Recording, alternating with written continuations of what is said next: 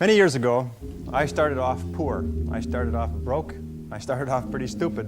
And over the years, I began to study the subject of success. And I had one simple idea that came upon me in my late teens, and I think it was the most important idea that I've ever had. And it was simply this, that if you study successful people and you do what they do, you'll be more successful. And if you study unsuccessful people and you avoid doing what they do, then you will not be a failure. And what I want to talk to you about tonight is some of the principles that I've discovered in over 20 years of research. I have studied successful men and women. I have read biographies and autobiographies. I have looked at the characteristics and principles of them. I've studied philosophy and economics and religion and psychology and metaphysics. And I've come to 10 key qualities. Now there may be more and there may be less, but I find that each of these 10 qualities that successful men and women have, that if you have these 10 qualities, there's nothing in the world that can stop you from being an outstanding success. So let's talk about these principles. The first principle is clarity. So it means clarity of thinking. It means thinking clearly, and it extends from thinking clearly to a series of other things. With regard to clarity, it means the ability to determine exactly what it is that you want to be, have, or do in life. And the more I study successful men and women, the more I find that every single one of them, the top 5%, are very clear about where it is they're going and what it is they want to accomplish. And when I look at unsuccessful men and women, or men and women who seem to be unhappy and floundering, I find that almost invariably they have a very, very limited sense of direction, sometimes no sense of direction at all. As they say, if you don't know where you're going, any road will take you there. If you do not have clear, specific goals for your life, you are doomed forever to work for people who do. And that seems to be the case. And yet only 5% of people have goals. So the key starting point with regard to clarity is to know where it is you're going and what it is you want to be and what it is you want to have and what it is you want to do. The second key with regard to clarity is decisiveness. Be decisive. I have never met a successful person who was indecisive, and I've never met a failure who was decisive. Be decisive. Develop the characteristic and quality of decisiveness. We know that the reason why we are indecisive is because we're afraid of making a mistake. But the terrible thing is that the way that we think becomes a habit, and the habit of indecisiveness can condemn us to failure. We can be talented and intelligent and ambitious, but if we cannot make the hard decisions in our life, and if we cannot make decisions readily, then what happens is we always have to work for people who do make decisions readily. Now, the interesting thing about decisions is that about 80% of decisions should be made the first time they come up. And if you make decisions every single time they come up, sooner or later you will develop the habit of decisiveness. You'll be very clear about what it is you want, and it's easy to make decisions if you know what it is you want to accomplish.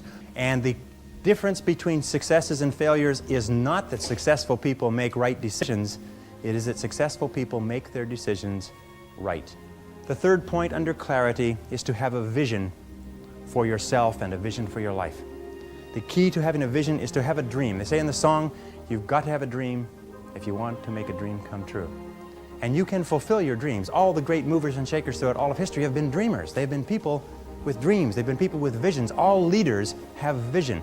In the book of Solomon it says, where there is no vision, the people perish. And the metaphysical meaning of that is that where people lack vision, they perish inside because they lose the excitement and the thrill of life.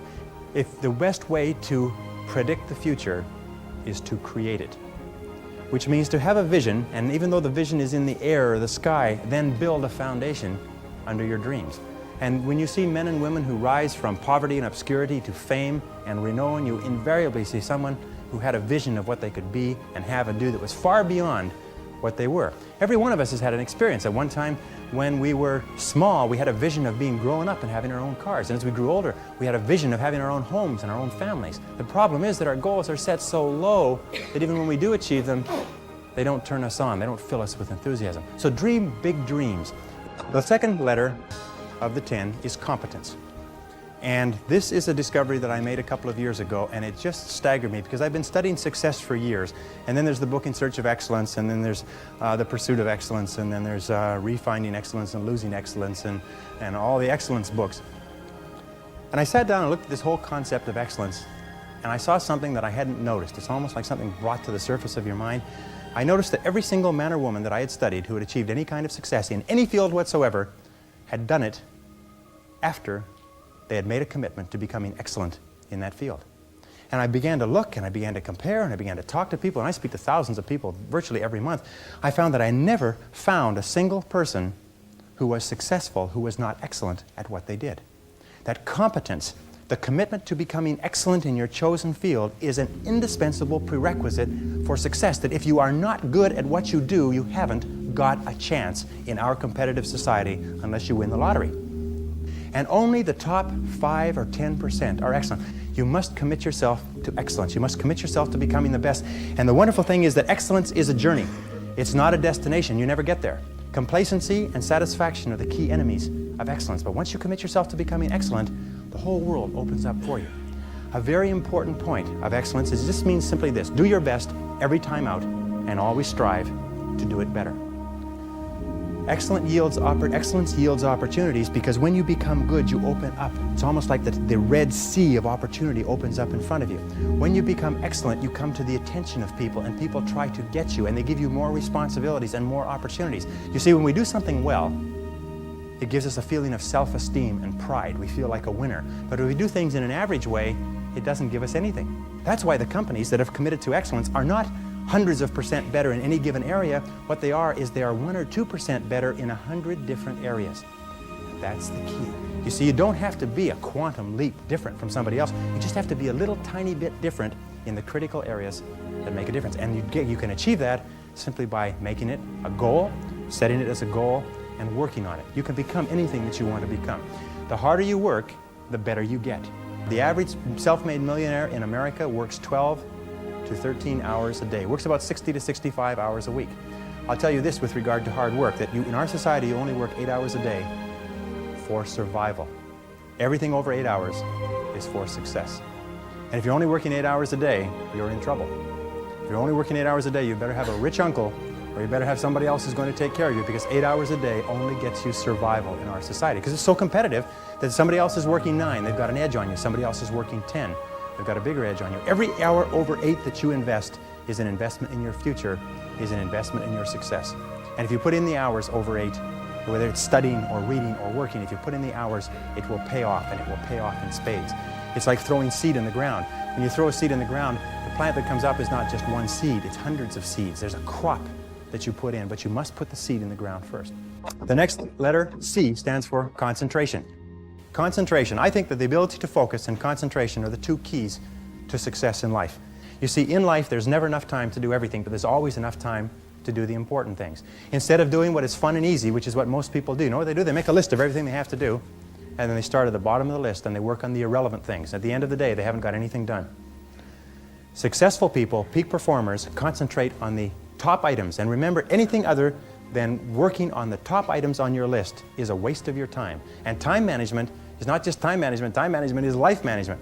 You can do anything you want with your life if you'll manage your time properly. We all have the same 24 hours a day, and the ability to concentrate, to discipline yourself, to use willpower and perseverance, to concentrate on one thing at a time is a quality of all success. Nothing great has ever been accomplished without the ability to concentrate single-mindedly on one thing at a time. Develop a sense of urgency. A sense of urgency is a quality that is possessed by only 2% of the population. 2% of the population do things fast. 2% of the population have a bias for action. In Tom Peters' wonderful book, In Search of Excellence, he says that all the excellent companies have a bias for action. And all of the companies that do not classify or do not come into the excellence category do things when they get around to it. You call them up and you have a problem or a complaint. You hear from them 3 or 4 weeks later. But the excellent companies, you call up with a problem or a complaint, and bang, there's somebody back to you in 2 minutes. So develop a sense of urgency. Get the reputation as the person who does things fast. Develop a reputation for speed and dependability, and your future will just open up in front of you. And if you'll develop that habit of working fast, that sense of urgency, act now, do it now, do it now, do it now. In selling especially. Somebody calls you up and has a question, get back to them now. Somebody has a problem, get back to them now. Somebody needs something, move on it quickly. If you have to forego coffee breaks or lunch or something else, move fast. If you develop that reputation for speed, it will be worth a fortune to you. The next C is common sense. You can train your mind to have common sense. You can train your mind to think things through before acting. In my experience, action without thinking is the cause of every failure. Action without thinking is the cause of every failure. And common sense comes from taking the time to think things through before you act. Listen to your intuition. Your intuition is one of the best guides that you possibly have. Learn from your setbacks. This is one of the characteristics of high-performing men and women, is that every single time they have a problem or a difficulty, they sit back and they dissect it and they learn everything possible from it. They try to develop general principles. From each setback, they say, what is the valuable lesson I can learn? So you take a look at everything that has happened to you, take a look at the very most difficult experience that you're in right now, and ask yourself, what is the most valuable lesson I can learn from this experience? And believe me, if you look for the lesson, in the Bible it says, seek and ye shall find. It doesn't say seek and occasionally you might find something.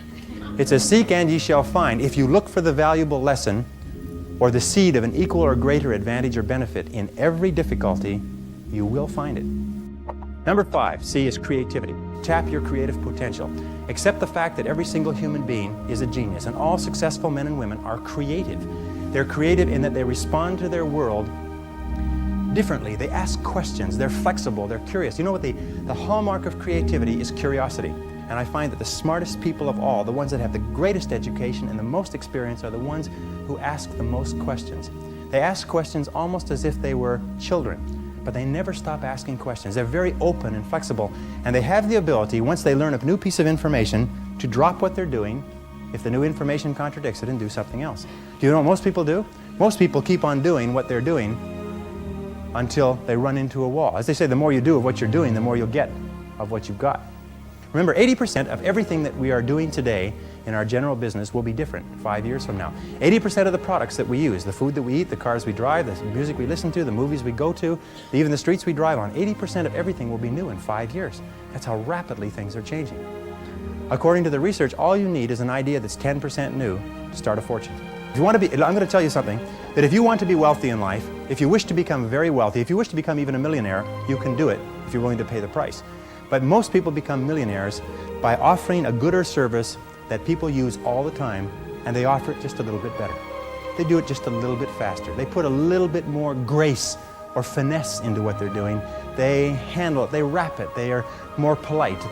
The restaurant that has people coming back to it may have food that's only 5% different, but it's the way the people handle it that's so different. You can do anything you want in life. All you have to do is find an idea that's 10% new, and you'll find it if you flood your mind, read magazines, read books, ask questions, ask why people are doing things the way they're doing. Next is consideration.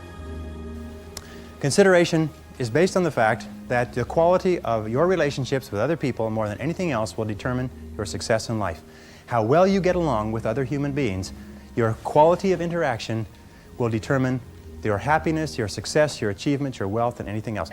And that's very, very true. Develop the people skills that you need to be successful. Take courses in communications. Take courses in effective listening. Take courses in public speaking. You know, one of the most important parts of communicating and getting along well with others is the size of your vocabulary. You've probably heard that before. The size of your vocabulary, your ability to express yourself orally, your ability to stand on your feet, your ability to write effectively and get your point across to others will have a tremendous impact on your life, because you cannot imagine a successful person who cannot communicate effectively with other people. Consistency means that dependable, steady, predictable work is always vastly superior to spurts or flashes of brilliance and genius. There's a law of accumulation in the universe, if I can pass this on. A law of accumulation that says that even though you do 100 things or 1,000 things that you don't see, eventually they accumulate and they gather a force of their own. That every single great accomplishment in life is the result of thousands of minor accomplishments that nobody ever sees. But every single great success was at one time a failure. And they failed and failed and failed and failed over and over again. And all great successes are a story of failure, failure, failure, failure, failure. Outstanding success. Boy, ain't he lucky. Isn't that right? Boy, he was lucky. He sure had the right connections. The next C is commitment. I found that the ability or the willingness to make a complete commitment to a job, a commitment to a relationship, a commitment to a profession, to make a commitment is one of the hardest things that human beings do. And yet no success is possible without commitment. Who is it that Emerson said that every great achievement is the triumph of enthusiasm? That the ability to commit yourself enthusiastically, wholeheartedly, 100% to what you want to do is the starting point of all achievement? That if you cannot commit yourself wholeheartedly, it probably means that it's not right for you?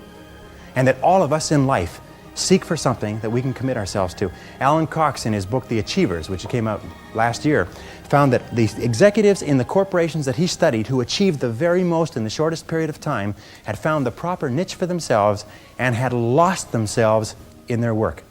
Dr. Shirley Blotnick's study of self-made millionaires. 83 out of 1,500 people became self-made millionaires over 20 years.